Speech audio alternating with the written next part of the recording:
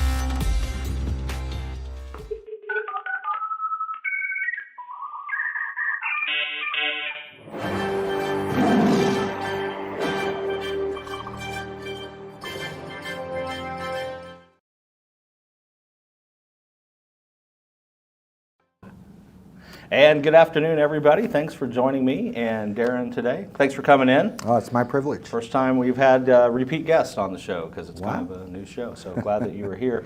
Have you breathed a big sigh of relief yet? I'm still pretty frustrated by the entire process. I'm going back to Jefferson City on Tuesday to start on next year's budget. Okay. Did you expect anything other than frustration from your first foray? Yeah, I studied Missouri politics for a long time and the Constitution of the state. So the process didn't surprise me. The difficulties didn't really. The fact that the Senate is nuts, that didn't surprise me. What really surprised me, though, was how many people have no idea what in the world they're talking about up there. Yeah. And yet that does not stop them from talking. Confident ignorance. Yeah. Confidently wrong. Or ignorant confidence, whichever it actually is. But it really is amazing to me. I know you haven't been there, at least in not any official capacity, but do you expect it's any different in Washington? Or when we have Eric Burleson sitting here with us, he'll tell us the same thing, won't he? I'm sure he will. I'm sure he will. Yeah, I'm sure he will too. So you got some things done, though. I did. And got some things that didn't get done. So let's just walk through that a little bit. What were the wins, maybe? Well, let me start with the one win that I had. Sure. So I was not put on the budget committee, which was a real frustration for me. My career as city manager, I taught public budgeting and finance at the graduate level at Missouri State. When I was a city manager, all I did was, budgets. And I've been successful. The cities that I've managed have turned around. I've never once advocated for a tax increase or a rate increase or anything like that. Just conservative government. And I've left every single city I've ever served with more money than when I got there. And I really wanted to be on the budget committee. And that was not to be. And so I said, well, I can either mope around about it or I can do something anyway. And so I started tearing into one of the budget books just to make sure what I could find. And in one department, I found $1.2 billion in over-appropriation that has been being carried by this department year over year over year. Now, we've talked about this a couple of times, and it took me a little bit to understand exactly what that means in over-appropriation. What does that mean, kind of in layman's terms? Sure. So for a department at the state level to spend any money at all, two things have to be true. They have to have the cash, and they have to have permission from the legislature to spend that dollar. That permission is an appropriation. That's what that is. So each year the departments come and they say, this is how much money we would like to be able to spend. And then the General Assembly's responsibility is to go through and say, okay, you can spend this much and no more. Okay? And it's on line items. So I'm tearing through this, and they have been appropriated $1.2 billion more than they intend to spend. Okay. So this is not a cut on their spending. Right. This is just, they've been given more permission than they intend to use. Or I guess that they need it. Well, yeah, I mean, they clearly don't need it. So that made no sense to me. So, I mean, yeah, dummy me.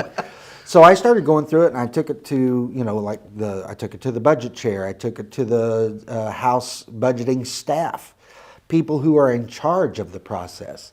And the same answer I got at every step of the way was, I never noticed that before. So essentially, it's permission to spend money that they don't have. They actually do have it. It's not in a bank account here, but this is money that they have been granted by Washington, D.C., and they have so many years to spend it all, but they are not spending it. They're just carrying the appropriation over and over. So when I would point this out, and they said, well, I've never noticed that before, and I said, well, no, that's bad. Yeah. You all are in charge, and you've never noticed. You are the budget committee. And so, and then there were some people that said, oh, that can't be right. It's your first session. There's no way that can be right. And have one guy, he's a good friend of mine actually, and he's on the budget committee, but he's not in charge of the process. But at any rate, he's a really good guy. But he came up to me and said, well, you just don't understand. And I said, hey, what did you do for a living before you started here in the legislature? He said, well, I was a cop for 27 years. I said, you know what kind of a moron I would be if I told you how to be a cop? Yeah. I mean, I don't have those experiences. How stupid would I be to tell you don't know how to be a cop? And I said, I've done budgets for 20 years. I know what I'm talking about. Finally got it proven, and everybody agreed it was bad, but they wouldn't let me cut. I just wanted to half it. Just say, okay, you don't intend to spend any of this, so let's pull half of it back. And so that then releases that money back into the general? It releases the authority, the appropriation authority, and cuts the budget by $600 million. Awesome. Which I thought was a good thing to do. Yeah, since they weren't going to spend it anyway. Especially because it wasn't cutting actual expenditures. Right. It cuts the budget, but not the expenditures. Okay, so nobody's getting hurt. Yeah, nobody's losing it. There's not one person not getting a benefit. Nobody's losing a job. There's not one part closing early. All I was trying to do was right-size the budget to be a more accurate reflection of what we're actually doing. Right, okay. Good governance. Sure. Right? Sure. Got all kinds of pushback. This particular department, I'll just say, it's the Department of Elementary and Secondary Education. Now, I'm not anti-education. No. My daughter is a teacher here in Rogersville. As a matter of fact, she just got promoted to be vice principal. Excellent. Yeah, I'm real proud of her. Good deal. My stepmother was a teacher her entire career. I taught at the university. I'm a big believer in education. But I am opposed to bad budgeting, bad government. So at any rate, when Desi came to my office, the representative came to my office, and I said, well, why haven't you spent this money? You have the authority, you have the federal funds, why have you not spent it? And I'm telling you, this is what they told me. School districts across the state are flush with cash. Well, there you go. And I'm like, well, do they know that? Because I don't think they know that. I don't think they know. We had the superintendents on here last Tuesday. We should have asked them. Desi says you've got more money than you need already. And they told me that colleges and universities in the state, her words, have more money than they know what to do with, and they're trying to build on their campuses as fast as they can to spend it. And the problem is, it's not that they don't have the money, it's not that they don't have access to resources, it is instead that they can't find enough contractors. That's how crazy it is right now. So I'm just trying to right-size the budget. That's all I'm trying to do. And so at that point, once I've explained the math, once I've shown to the budget leadership and the leadership of the House that I am in fact right, and I do know what I'm talking about, a month, 6 weeks have passed, and we're almost to the point where we have to pass the budget. And so because of the constraint of time, I wasn't able to get as much cut as I wanted to. So out of $1.2 billion in just one department, right. I was only able to, over a couple of department areas, I was able to cut $93 million. out of the budget, which is a drop in the bucket. That's a start. It is 2,466 years worth of my salary, however. so I'm paid up for a while. All right, that's a good return on our investment. There then. you go. Well, obviously, there you go. That's a good return. So I did do that, and I'm proud of that. What we did, however, as the House, we did several things. First of all, we passed Senate Bill 190, which it eliminates income tax on all Social Security proceeds. So seniors who are on Social Security have historically been taxed as income on their Social Security. I can't stop Washington, D.C. from doing it, but the state of Missouri, we're not going, assuming the governor signs it, we won't be collecting income tax on those proceeds anymore. Step in the right direction again. Yeah, don't get us started on the fair tax, but at any rate. Because we want to eliminate all the income taxes. And we have a plan to make it happen. That's But right. We'll tell you more about that some other day. Another day. Secondarily, though, Senate Bill 190 also freezes property taxes for 65 and older citizens as well. And like I asked you when we talked about this, that's on a primary residence only. Primary residence only. Because I told you my concern, I saw that was that the potential for fraud was pretty rampant, but with that limitation, it seems like we're probably okay. Yeah. So if you have a lake house and a residence, your lake house you still pay property tax on. And here's how you eliminate the fraud, is to adopt my bill, House Bill 1078, which freezes everybody's property tax rates or property tax assessment values, so that it doesn't make any difference how old you are. Yeah. And it doesn't make any difference if it's residential, commercial, or industrial. That's just it. But that's a whole nother story. Now, is that one that you introduced last session? This past session, yeah. And it'll come back up again? As soon as I'll have to refile it. We'll have a new number, or we'll keep its number? It'll have a new number. New number, yeah. okay. So we'll be in the 3,000s pretty quickly, but I'll refile that in December with some minor modifications. I almost got it all the way through the process, but there were individuals in leadership who did not like it because it makes sense, and they can't have that. So Now, that's Senate Bill freezes- 190. That freezes the state property tax. Does it affect county property taxes? as Yeah, well? it's all for seniors. It's everybody. Yeah, so if there's a school district levy, that doesn't apply to their Yeah. Now the property. counties will have to go through an amending process to make sure that it affects their county in particular. But according to Senate Bill 190, if seniors don't have their county taxes frozen, the county is responsible for that. The rebate, then, I would assume, yeah. Well, yeah, I mean they're responsible for not having done it. Got So, it. All right. Cool. We also did the Save Adolescents from Experimentation, the SAFE Act. Yep. And There's always an acronym. Oh, I know. So anyway, the SAFE Act effectively bans transgender surgeries, sex reassignment surgeries, and puberty blockers, hormone treatments for children under 18 years old. I guess unless there's a traditional medical necessity for that. I mean, I don't know if there ever was a medical necessity for puberty blockers, but I assume they. No, I don't know. You know, I'm not a doctor. I don't play on TV. I don't either. And I know there are children, I know there are people throughout the history of the world who have been born with ambiguous genitalia. Right. Yeah. You know, or male and female. And those situations are exempted. But I mean, you're talking such a tiny fraction of the overall population that it just doesn't happen in significant enough numbers to justify what we see going on. And I'm sure that there would be those who would disagree with this characterization, but essentially what you've banned here is elective surgery. There's not a.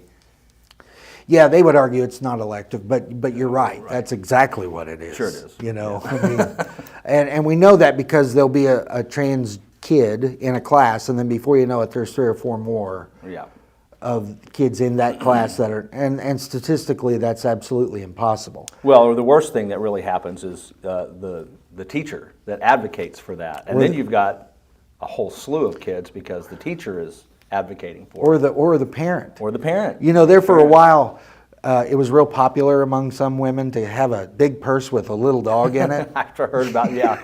And that was a fashion. It was a trend. It was a yeah, fashion, it was a fashion thing, yeah. trend. And we are seeing individuals behave in the same way as it relates to this. It was not my committee, but I saw the testimony. Had a gentleman come up to Jeff City and he was testifying against this SAFE Act because his son was transgender. And he was so proud to be able to fight for his son and to make sure that he has the gender affirming care, as they call it. Went through it, very passionate. And then we found out, he said his son was 27 months old. Oh my. That's a 2-year-old baby. Yeah, 2-year-old baby. How do you know? How would you know? And how can you make that judgment call on a child that can't even say his ABCs yet, let alone define whether or not he is a boy? It defies logic. It's irrational. My question is, if gender is not biological, why do we have to do surgery to change your gender? And the other question I asked was, if there are so many genders, why are there only 2 options on sex reassignment surgery? Great question. Where are the unicorns at? Well, I mean, if you're 7 and you've decided you're a pirate, why can't we cut your leg off? And pluck out an eye and give you a parrot. And the hook can't. Right? Yeah, I mean, it makes all the same sense. And we say that facetiously, but in reality, it's exactly the same argument. Clearly. We argued on this bill until 2 o'clock in the morning one night, and the Democrats are just absolutely throwing a fit because we have the numbers, we're going to pass it. Sure, yeah, that's the interesting thing about it, is they know they can't win. But they make it as difficult as they possibly can. Sure. The next morning, so it's 2 o'clock in the morning, I've got an 8 o'clock committee hearing the same morning, and then come back at 8. And we have a bill that's before my committee. It's kind of a silly bill, but there are some cities that want to make declawing a cat illegal. Okay. And the bill said, you can't exclude declawing. There are times when you have to, it's a cat, and it's the owner's cat, not the state's cat. So the same Democrats who were arguing the night before to allow children to have their genitalia permanently removed were dead set against the idea of declawing cats. I mean, the lack of reason is astonishing. Yeah, it really truly is. It really truly is. So at any rate, that was one that we did. So you cannot have sex reassignment surgery elective or puberty blockers for anyone under the age of 18. Again, these bills, it's all assuming that the governor signs them, but I'm sure he will. Sure. Now, I haven't read the bill, and so I'm not familiar with all the provisions of it, but as an attorney, the question I always ask about any law that's passed is, or what? Well, or what? Yeah. And so if, we've got Kansas City that says they want to be a sanctuary city for transgender, is there an or what? I mean, you can ban something all you want, but unless there's an or else type of thing. And there are, and you'll have to forgive me, that's not my area of expertise. Okay. But I know that there are teeth to this bill. And if for some crazy reason they're not strong enough, we'll do it again. Yeah. I can make those arguments every day of the week. Yeah, it's not hard. But Kansas City saying that they are a trans community sanctuary city is nuts, because although a lot of cities forget this, the state is sovereign, not the cities. Sure. The municipalities, the counties, political subdivisions of all sort, have no sovereignty. No, they're authorized by either the Constitution or statute, one of the two. One of the two. And they don't exist. It is entirely possible for the state, not that we're going to, but it's possible for the state legislature to just say, you know what, we're revoking your charter and you don't exist any longer. That's right. Yeah. You're done. Mm-hmm. They can do it. We can disincorporate a city. That would be fascinating to watch that happen, especially to some places as large as Kansas City. Can you imagine? Yeah. But if they completely flout the power of the state government over and over again, those are the kinds of things that might have to be talked about. Well, and we know that's true. I don't know that this ever actually happened, but back when everybody got their...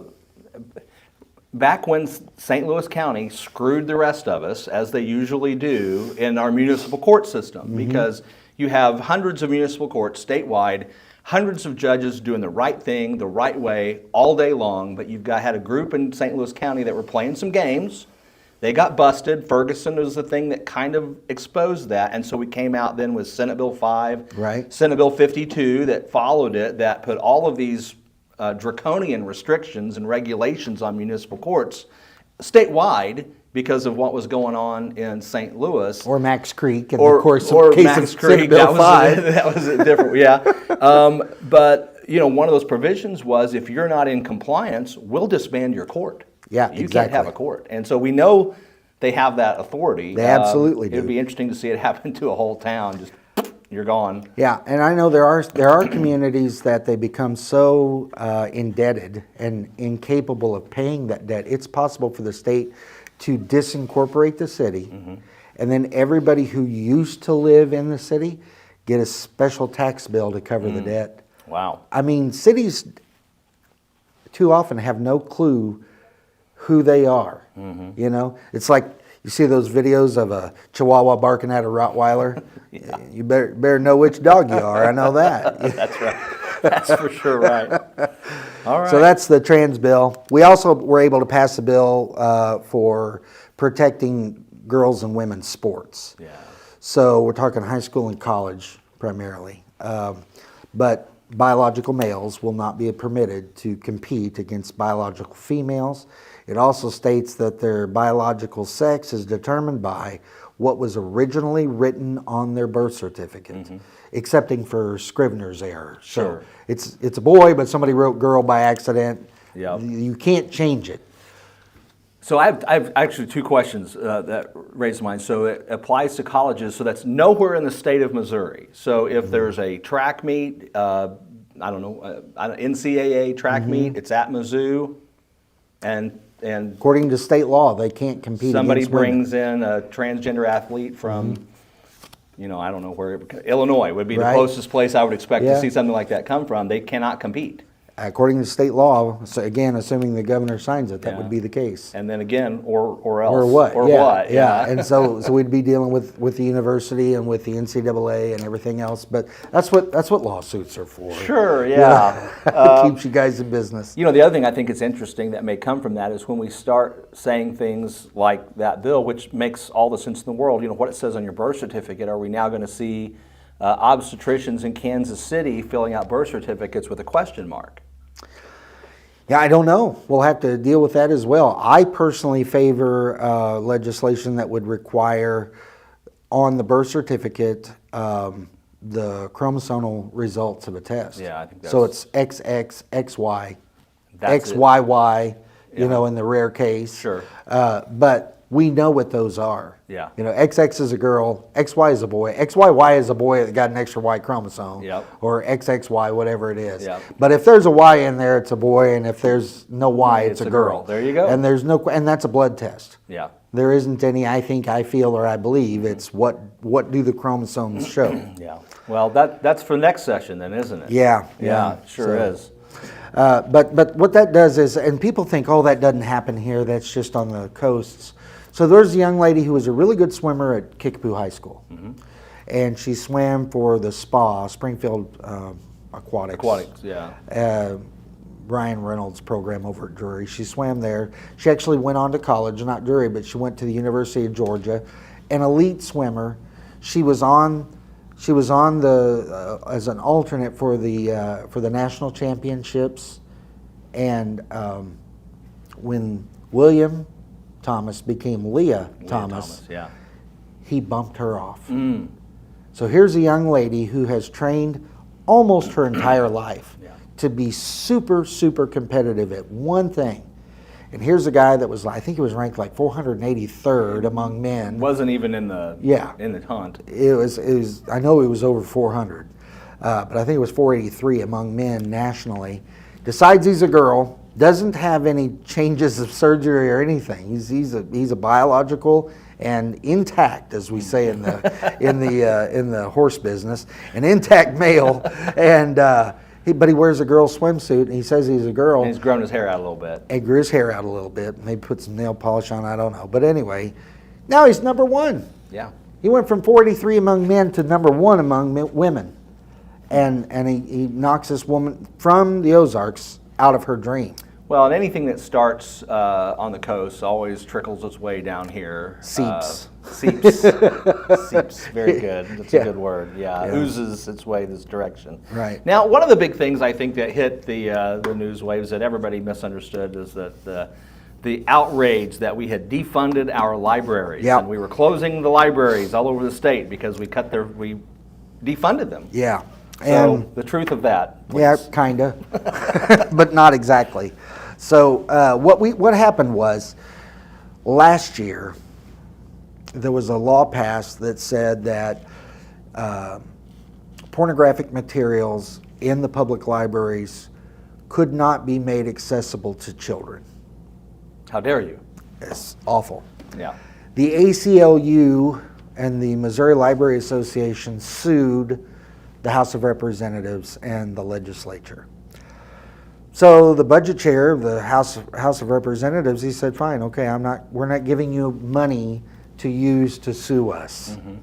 So he eliminated their statewide budget, which was $4.5 million, which is just such a tiny fraction of how much the libraries actually get. The vast majority of their money comes from local taxes and local donations. Has nothing, I mean, it's way less than 1% of the local libraries actually get their money from the state. In fact, the Greene County libraries, as I understand it, their balance last year was $7.5 million in general reserve.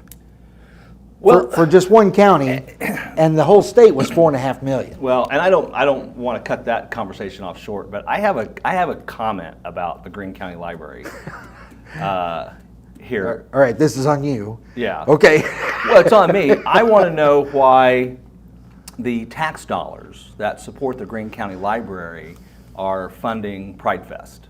That's an excellent question. I've looked at the sponsors of Ozarks Pride Fest. It includes Community Foundation of the Ozarks, Community Partnership of the Ozarks, which, by the way, is Community Foundation of the Ozarks. It's a double dip from them. The library. City of Springfield. City of Springfield. So your tax dollars are paying for Pride Fest. Yeah, I think Commerce Bank also is. There's a lot of other businesses, Jack Henry, Yeah. a lot of businesses in Springfield that are making that happen.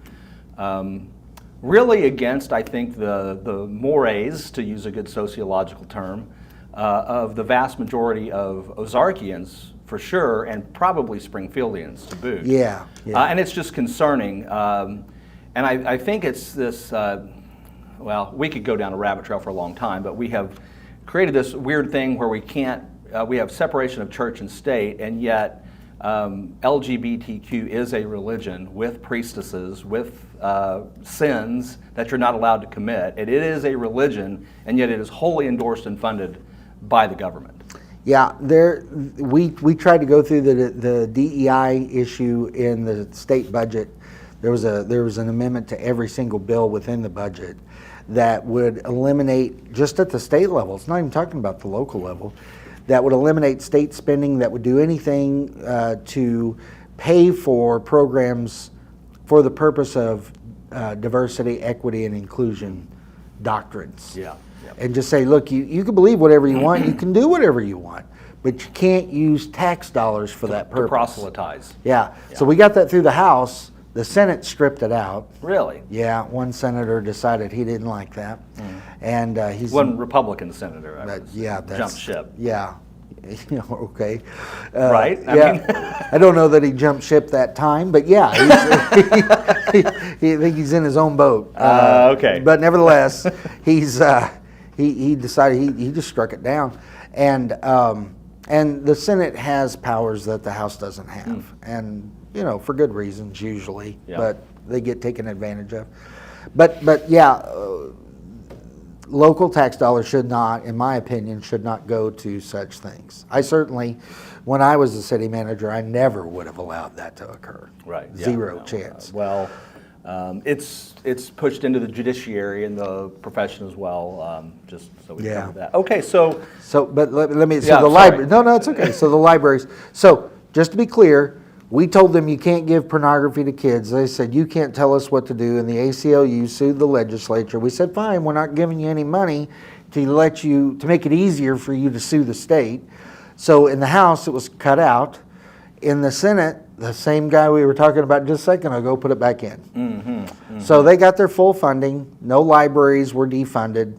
Had they been, it wouldn't have made a bit of difference long term. Right. Like I say, Greene County has more in reserve than the entire state amount that was going to be withheld. And it was just, so in a sense, it was a little bit of political theater, but we're talking about not giving pornography to kids. Well, the extent, though, to what our traditional media outlets give wind and noise and thunder and fury to that meaningless issue and the distortion they put behind it. I got so many emails and phone calls about how dare you defund the libraries, which of course I didn't do it, A, and B, it was irrelevant. You defunded the primaries, the schools. I defunded, that wasn't all schools, it was a lot of departments, and all I did was I defunded the slush fund they're carrying year over year. That's right. But, and only by a fractional amount. But the premise that the argument is, well, you can't violate the First Amendment against the libraries. Well, wait a second. People have First Amendment rights. Yes. Governments have no First Amendment rights. That is correct. So you can 100% tell political subdivisions, you can't say this. You can't offer these books. We're not banning books. They can be published, they can be sold in bookstores, you can get them at Barnes & Noble, but we can absolutely say you're not going to use tax dollars for this purpose. Well, and I'm not sure where the current trend is legally with obscenity, but we had at one point a Supreme Court decision that said you can ban obscenity. Yeah, it is exempt from First Amendment protection. The question is, the famous... We'll know it when we see it. Yeah, we know it when we see it. Can't define it, but we know it when we see it. Yes. It kind of makes you wonder if he just kind of wanted to see them all. That was Potter Stewart that said that, who happened to be blind.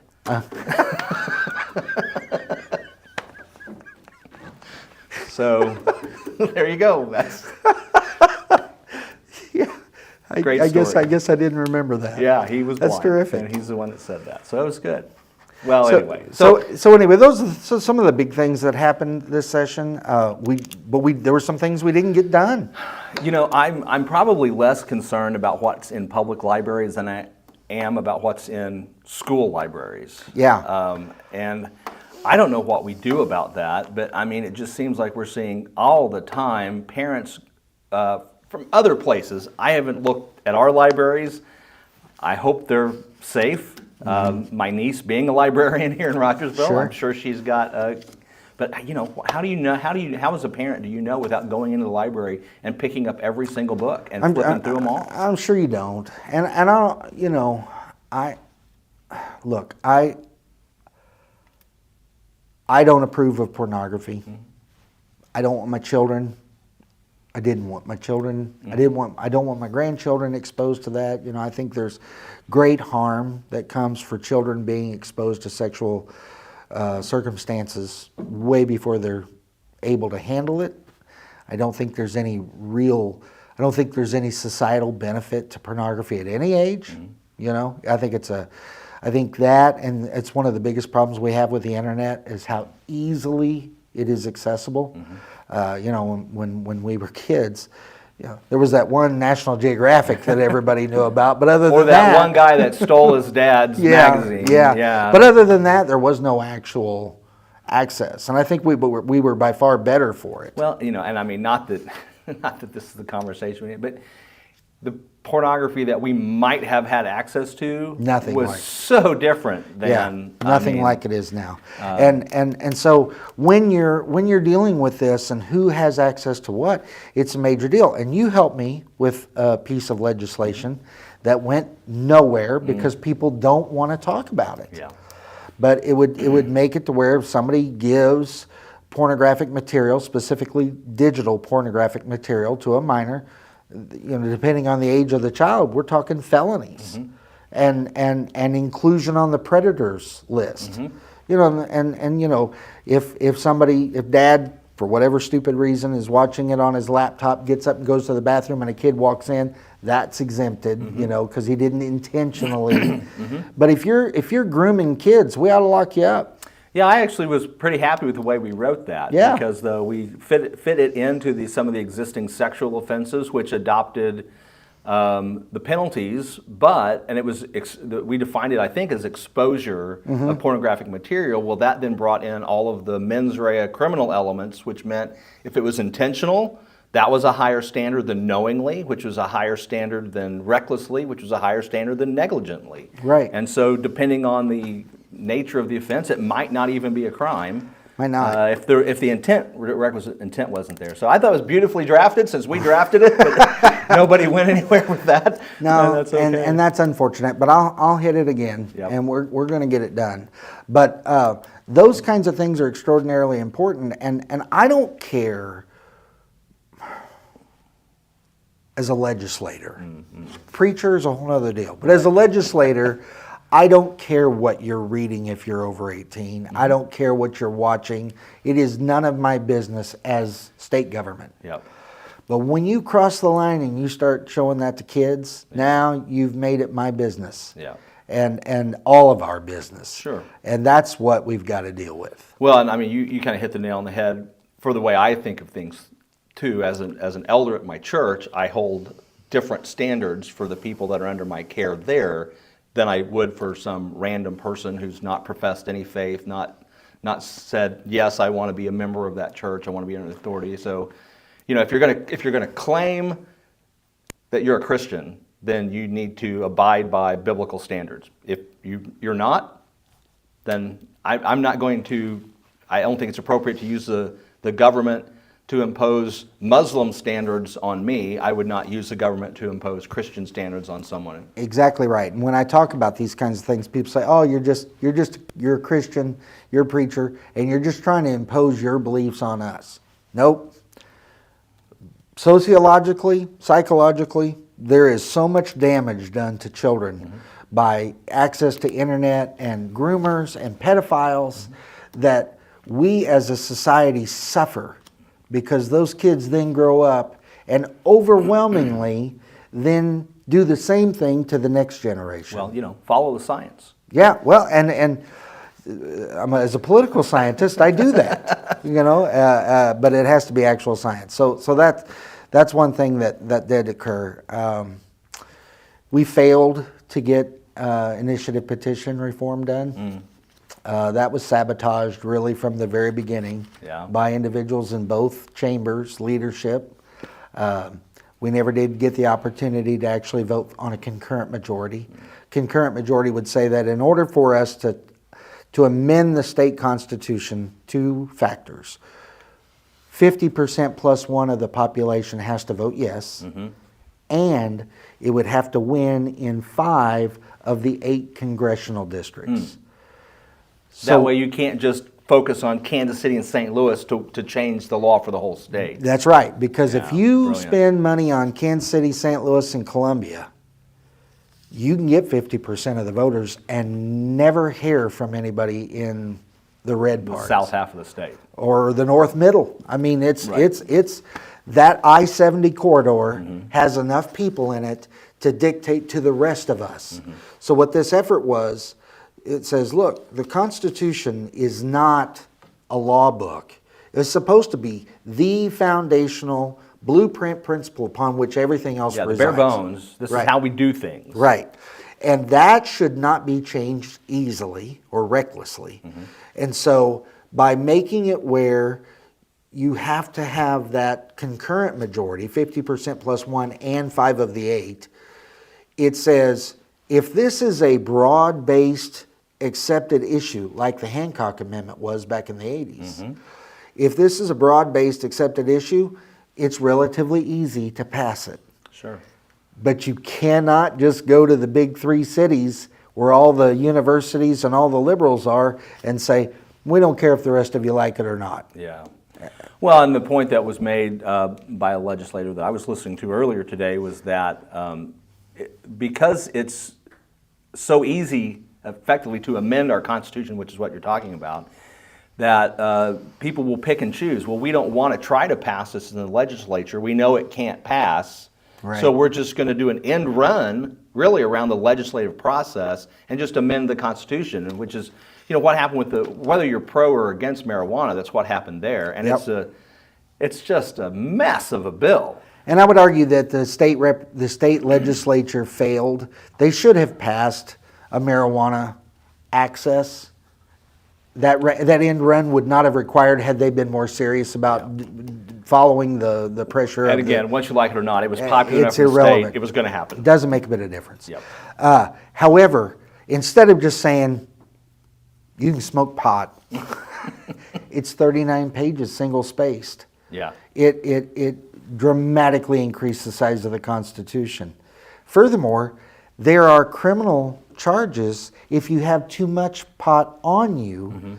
It's a crime. Built into the Constitution. Right. Now, imagine the day coming soon where Washington, D.C. says, okay, it's not Schedule 1 anymore. We're going to decriminalize it. Yep. It's legal everywhere. But in Missouri, if you have more than 3 ounces, you're still going to go to jail. Per the Constitution. And we can't change it because it'll require another constitutional amendment, and good luck getting 50% of that. Yeah, that's a very good point. So, it's a big deal. And people don't take the time to understand, and it's not their job. That's the thing. People go, well, how come you don't know more about it? Because he's feeding his family. She's working her job. They're paying rent. They're worried about inflation and whether or not the truck transmission is going to last another 6 months. I mean, people are struggling to just do the day-by-day necessities of life. It's not their job to think about all the permutations and possibilities of what might happen if we do X, Y, and Z in the Constitution, which is almost like that's why it's important to have a representative form of government. Like the founders might have been onto something here. They thought of that. And so we take people that we've selected from among ourselves. I count it a privilege that I was elected. But it's now my job to go and understand all of that to the best of my ability so that I make decisions on what I vote yes and no on to represent all my constituents. And I do it in such a way that if my constituents knew everything that I know about that, they would vote the same way I did. Yeah. And that's the thing. Well, your communication is really good. I mean, you make yourself available, and I know I appreciate that. We see you regularly in the community interacting with folks. That's a big deal. This is home. I grew up here. Sure. You and I are cousins. Right. You want to tell the story? We can tell the story, yeah. So we were meeting for lunch at Cozumel here in town, and you'd gotten there first, I think. Yeah, I was waiting on you in You're the waiting parking on me. lot. But we walked in together. We walked in together, and Dixie Dawson looked up and said, "Hi, cuz." And we both went, said, "Hi." Hey. That's how we And then we figured out, we're related we too. must be related to. Well, Darin, thanks for coming. No, it's my privilege. Did we say what you wanted to say here? If I'm going back for more money. Okay. I'm gonna cut more. Now that they've seen what I was talking about and they understand better, I think I can get more money cut. And again, not cutting spending yet. I want to get rid of the excess. Yeah. And once I've got that done, then we can seriously look at it. But I intend to continue fighting the good fight. Good. Well, you're welcome here anytime. Anytime we can help you get the word out. Because of the difficulty in getting the truth out through traditional media, that's one of the reasons that we've got Planet 417 and K-ROG here to help do that, tell the other side of the story. It's fantastic. More of the story, if we can, and then you're going to be back with us on Tuesday on the Morning Waffle. Morning Waffle. For maybe a little lighter discussion. Sure. I got a story about chickens and the debate we had in the House floor about chickens. Well, we're looking forward to that. Be sure you tune in Tuesday morning for Darin Chappell's story about chickens on the House floor, and we'll see you then. Thanks for watching, everybody.